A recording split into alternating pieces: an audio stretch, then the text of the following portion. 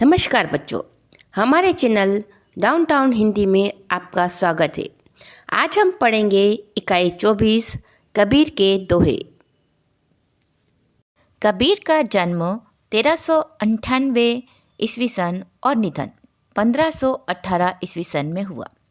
भक्तकालीन निर्गुण संत परंपरा में कबीर का स्थान सर्वोपरि है। माना जाता है कि उनका जन्म एक विधवा ब्राह्मणी की कोख से हुआ था, लेकिन लोकलाज के भय से उसने अपने इस नवजात शिशु को त्याग दिया। बाद में उस बच्चे की परवरिश काशी के नीरू जुलाहा और उनकी पत्नी नीमा ने की। तत्कालीन सामाजिक अव्यवस्था के कारण कबीर ने विधिवत शिक्षा तो नहीं पाई, किंतु हाँ, 2.5 अक्षर प्रेम के पढ़कर वो पंडित अवश्य बन गए। उन्हीं के द्वारा लिखे हुए दोहे हम आज पढ़ेंगे। कस्तूरी कुंडली बसे मृग ढूंढे बन माही, ऐसे घटघट राम है दुनिया देखे नाही।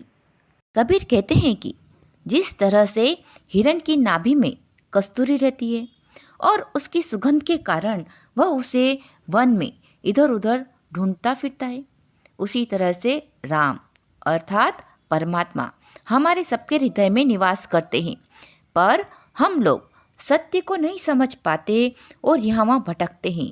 यानी कि हम मंदिर, मस्जिद, अनेक तीर्थ स्थानों में उनको ढूंढते फिरते हैं। मेरा मुझ में कछु नहीं, जो कछु है सो तेरा, तेरा तुझको सौंपते क्या लगेगा मेरा। कबीर कहते हैं कि हे परमात्मा, मेरे अंदर जो कुछ है वह मेरा नहीं है, जो कुछ भी है वह तुम्हारा है। जो तुम्हारा है उसे मैं तुम्ही को सौंपता हूँ, क्योंकि उसमें से किसी से भी मेरा कोई संबंध नहीं है। संत मिले सुख उपजे, दुष्ट मिले दुख होए, सेवा कीजिए संत की, तो जन्म कृतार्थ सोए।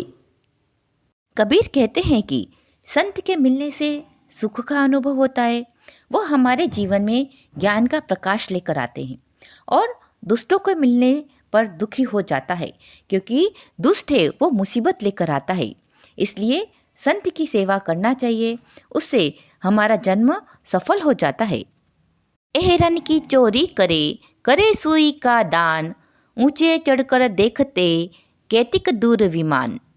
कबीर कहते हैं कि लोग एरन की चोरी करते हैं, यानी कि बड़ी बड़ी चीज़ों की चोरी करता है और सुई जितना दान देता है, और वो सोचता है कि मैंने जो दान दे दिया है उससे मुझे स्वर्ग मिल जाएगा।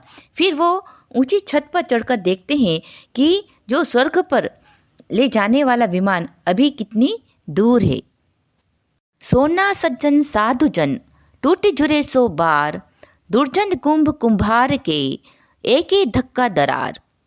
कबीर कहते हैं कि सोने की कोई चीज़ टूट जाती है तो वापस टूट जाती है, उसी तरह से सज्जन हो, साधु हो, वो लोग अगर रूठ जाते हैं तो वो वापस से मान भी जाते हैं। यानी कि उनसे जो रिश्ते टूट जाते हैं तो वो संबंधों को तोड़ते नहीं, वापस से जोड़ लेते हैं।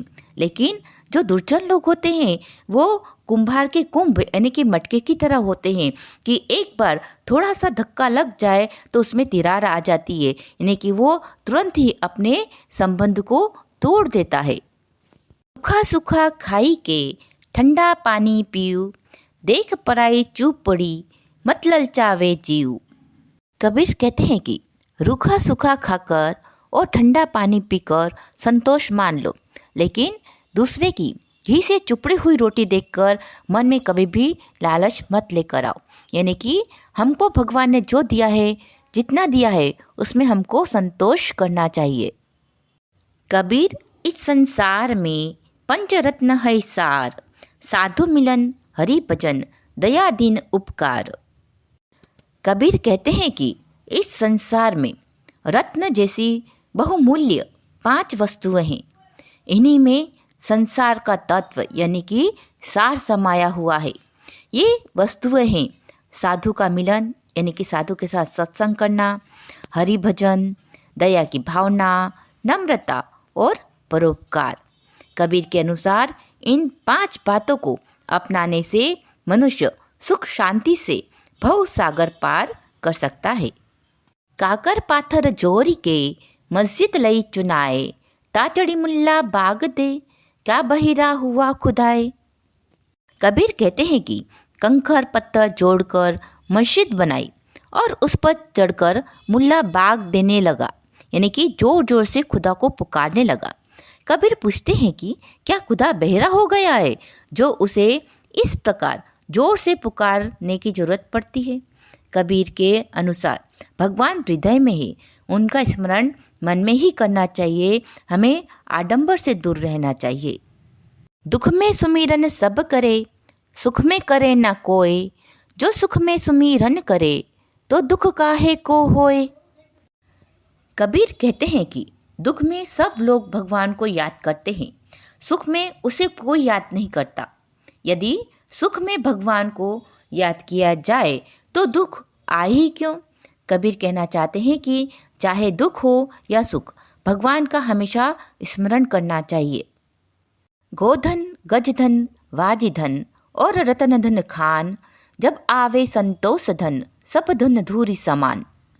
कबीर कहते हैं कि गाय, हाथी, घोड़ा और खान से मिलने वाले रत्न आदि धन माने जाते हैं, परंतु जब संतोष रूपी धन प्राप्त हो जाता है तब ये सभी धन धूल के समान तुच्छ हो जाते हैं।